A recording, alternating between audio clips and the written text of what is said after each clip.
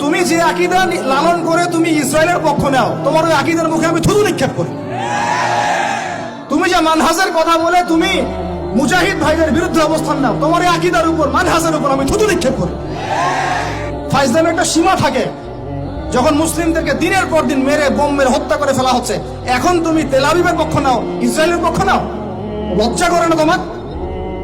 যারা মুজাহিদ ভাইদের পক্ষে কথা বলে ওখানে গিয়ে তুমি মানুষকে আকীদা ঠিক নাই, মানহাজ ঠিক নাই, ইভেন সালাউদ্দিন আইয়ুবী রাহিমাহুল্লাহ সম্পর্কেও মিথ্যাচার করতে লজ্জা করে না?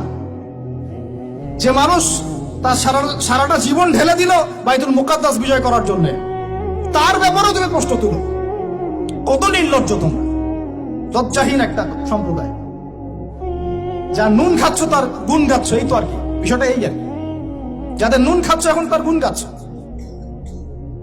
আপনাদের মনে করেন, একটা এক্সাম্পল দিয়ে, মনে করেন যে 71 সালে আমরা বিজয় অর্জন করতে পারি নাই, মনে করেন এখনো পাকিস্তানিরা আমাদেরকে মারতেই আছে, মারতেই আছে, মারতেই আছে।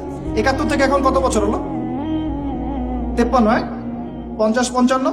মনে করেন যে বিজয় এখন অর্জিত হয় নাই, আমাদের ওই বাবারা লড়ছিলেন, দাদারা লড়ছিলেন, লড়তে লড়তে লড়তে লড়তে তারা শহীদ হয়ে গেলেন, কিন্তু ওদের আগ্রাসন থামে নাই, ওরা মারতেই আছে, মারতেই আছে, মারতেই আছে।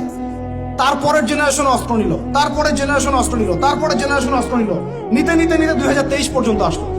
এখন 2023 সালে যে ফ্রিডম ফাইটার, মুজাহিদ, মুক্তি বাহিনীরা ওদের বিরুদ্ধে লড়তেছে, এই বাহিনীর কি আকীদা খারাপ? ওই বাহিনীর মানহাজ খারাপ? ওই বাহিনী পাগলের কাজ করতেছে? ওই বাহিনী সন্ত্রাসী? ঠিক একই কাজ করতেছে ফিলিস্তিনের মানুষ।